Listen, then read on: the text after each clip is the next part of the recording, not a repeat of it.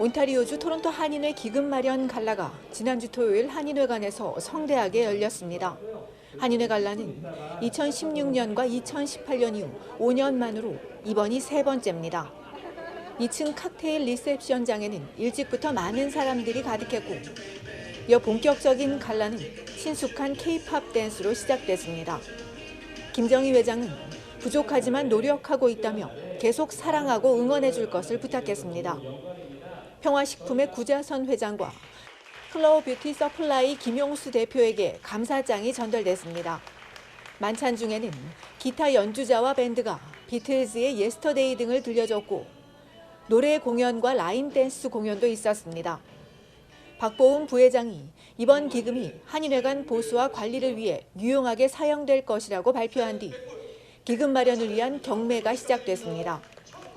이날 경매에서는 법률 컨설팅과 창업 스타트업 컨설팅이 $100에 조니 워커 블루 $350, 미술 작품들은 $1,000와 $1,800 등에 낙찰됐습니다. 행사 후 참석자들에게 감사를 전한 김 회장은 한인회는 동포들의 것이라고 강조하며 관심을 요청했습니다. 우리 어떤 특정인이 주인이 아니에요. 우리 여기 동포들이 주인이지. 동포들이 조금 더 관심을 가지고 우리 한인회에 찾아오셔서 이 한인회가 각자의 집이라는 걸 좀 인정을 해주셨으면 좋겠어요. 이어 새로운 계획도 밝혔습니다. 전시장도 만들어야 되고, 그다음에 한국 역사관을 만들 계획이에요. 그래서 좀 준비하는 마음에서 한번 시작해 본 거예요. 한편 이날 경매 무대에 올라 인사를 한 오마벨 대표 벨라가 배우 윤지호로 알려지면서 논란이 일었습니다. 한인회 관계자는 전혀 몰랐다, 알았다면 무대에 오르지 못하게 했을 것이라고 전했고, 일부는 놀랐다는 반응도 보였습니다. 윤 씨는 한국에서 고 장자연 사건과 관련해 후원금 사기 의혹을 받은 뒤 캐나다로 왔다가 경찰 출석에 부른 2020년 기소 중지된 상태입니다. 얼티비 뉴스 손희정입니다.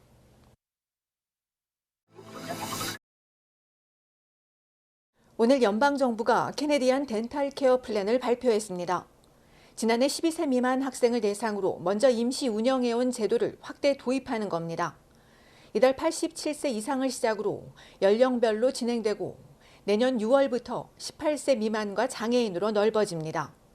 정부의 치과비 혜택은 치과보험을 전혀 받지 않고 연소득이 $90,000 미만인 중저소득층이 대상입니다. 여기서 중요한 건 지난해 세금 신고를 해야만 지원받을 수 있다는 겁니다.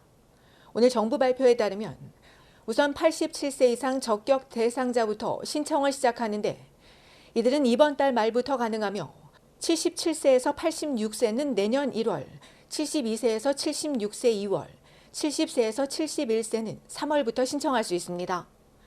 2024년 5월부터는 온라인 신청으로 전환돼 65세 이상은 온라인 포털에서 신청하고, 6월부터는 유효한 장애인 세금 공제 증명서를 소지한 사람과 18세 미만 청소년으로 확대됩니다.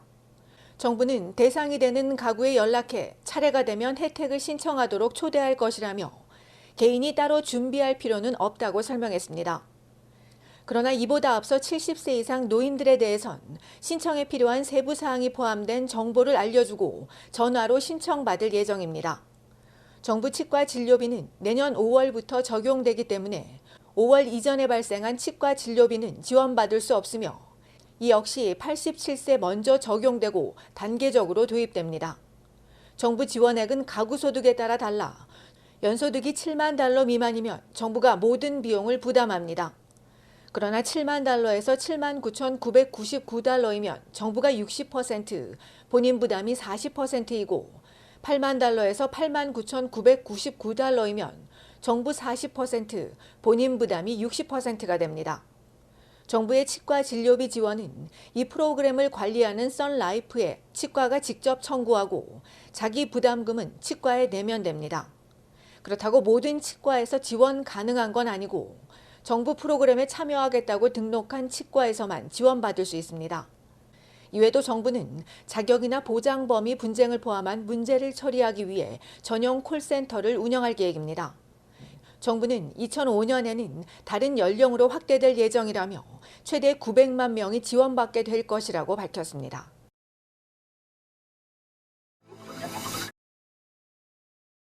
캐나다에서 가정의가 전문의에게 의뢰한 뒤 전문의를 만나고 치료받기까지 환자들이 기다려야 하는 시간이 역대 가장 긴 것으로 나타났습니다. 프레이저 연구소 최근 발표에 따르면 가정의 의뢰 후 전문의를 만나 진단받고 치료하기까지 평균 대기 시간은 지난해 27.4주에서 올해 27.7주로 더 늘어났습니다. 연구소가 대기 시간을 추적하기 시작한 1993년 9.3주보다 무려 198% 길어졌습니다. 이번 보고서는 올 1월부터 6월 사이 방사선 종양학과, 일반외과, 내과 등 12개 전문 분야 의사들을 대상으로 진행됐습니다. 그 결과 온타리오주의 대기 시간이 가장 짧았고 반대로 노바스코시아주가 가장 길었습니다. 온주는 가정의에서 전문의 진단과 치료까지 평균 21.6주인데 구체적으로 가정의에서 전문의 만나기까지 13.1주, 전문의에서 치료까지 8.5주를 기다립니다. 퀘벡주는 27.6주, 브리티시 콜롬비아주는 전문의 14주, 치료 13.7주로 27.7주이며 엘버타주는 전문의 16.3주, 치료 17.2주로 33.5주를 기록했습니다. 뉴펀들랜드주를 제외한 나머지 대서양주들은 50주 넘게 기다려야 하며 특히 노바스코시아주는 56.7주로 전국에서 대기 시간이 가장 길었습니다. 전문 분야별로 보면 방사선 종양학과의 대기 시간이 4.4주로 가장 짧고 종양내과 4.8주, 심혈관 13.1주, 일반 수술은 21.7주입니다. 반대로 성형은 52.4주로 가장 길고 정형외과와 신경외과는 43주 이상, 산부인과도 37주 넘게 기다리는 것으로 나왔습니다. 환자들은 또한 검사받는데도 오래 기다리는 것으로 조사됐습니다. 컴퓨터 단층 촬영 CT 검사는 6.6주, 자기 공명 영상 MRI는 12.9주, 초음파 검사는 5.3주를 기다립니다.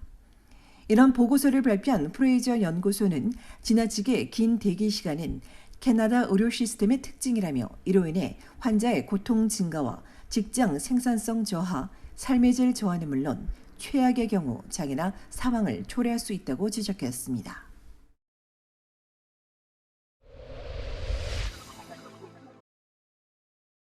지난 토요일 아침 6시 30분 온타리오주 노스요 오클랜드 애비뉴와 윌슨 애비뉴에서 발생한 총격 사건의 피해자가 숨진 것으로 확인됐습니다. 토론토 경찰은 클라인버그 출신의 35세 남성이 총상을 입은 채 발견돼 병원으로 급히 옮겨졌으나 숨졌다며 현장 주변을 중심으로 사건을 조사하고 있다고 밝혔습니다. 토요일 밤 8시 40분엔 노스요 윌슨 애비뉴와 존스트리트 인근에서 30대 남성 보행자가 차에 치여 중상을 입었고 10분 뒤 컬포드와 러스틱 로드에서 80대 행인이 사고를 당해 병원으로 급히 옮겨졌으나 생명이 위중한 것으로 알려졌습니다.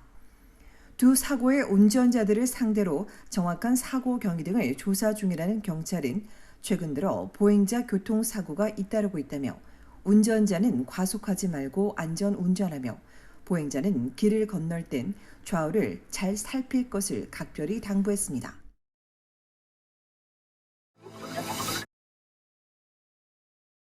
온타리오주 스카보로의 한 아파트에서 투신한 20대 여성과 병원으로 이송 후 사망한 어린이 2명에 관련한 사건에 대해 경찰이 조사에 착수했습니다. 어제 저녁 7시 30분경 케네디와 엘스미어 로드 인근에 있는 아파트에서 젊은 여성이 추락했다는 신고를 받은 경찰이 아파트 건물 밖 현장에서 크게 다쳐 의식을 잃은 여성을 발견했으며 이어 유닛 안에서 8세 미만의 어린이 2명이 의식 불명 상태로 발견돼 병원으로 이송됐으나 안타깝게도 오늘 오전 사망한 것으로 알려졌습니다. 경찰은 이들이 엄마와 4세, 5세 아들인 가족 관계로 확인했으며 범행 현장 주변을 계속 수사하는 한편 이번 사건에 대해 알고 있는 주민들의 적극적인 제보를 요청했습니다. 이 밖에도 오늘 새벽 5시 15분엔 버치마운트 로드와 에글링턴 애비뉴 이스트 인근 아파트에서 여성 한 명이 흉기에 찔리는 사건이 발생했으며 용의 남성을 붙잡은 경찰이 조사하고 있습니다.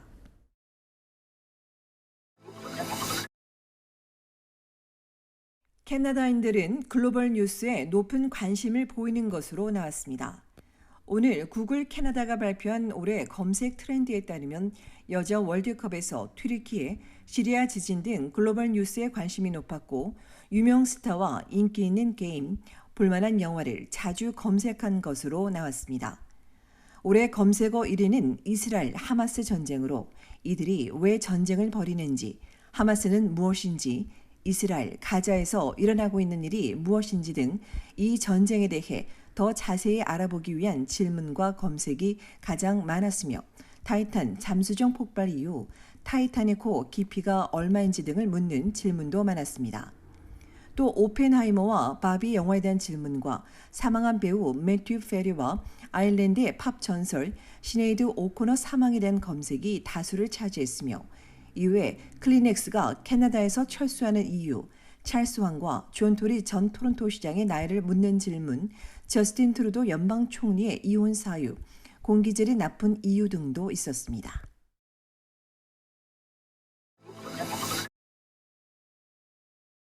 온타리오주의 아리랑 한인 요양원이 지난주 금요일 오후 1시 30분 송년 기념 행사를 가졌습니다. 김득환 주 토론토 총영사와 김도헌 아리랑 시니어 센터 이사장, 유니버셜 케어 또 거주 어르신과 가족들이 참석한 가운데 열린 행사는 축하 인사와 특별 공연, 합창 등으로 이어졌습니다. 한카 드림 시니어 합창단의 노래와 본 한인교회 오토 하프팀의 연주, 송경란 소프라노 독창, 조봉섭 거주자 협의회 회장의 리코더 연주, 그리고 마지막으로 아리랑 한인 요양원 거주자와 합창단이 함께 캐롤을 불렀습니다. 또한 산타의 선물 증정과 경품 추첨이 있었고 우인 가족협의회 회장은 요양원 직원 90명을 위해 가족들이 준비한 카드와 작은 선물을 전하기도 했습니다. 요양원 어르신들과 가족, 직원, 봉사자, 초대 손님들은 요양원이 정성껏 준비한 선물과 음식을 나누며 송년을 즐겼습니다.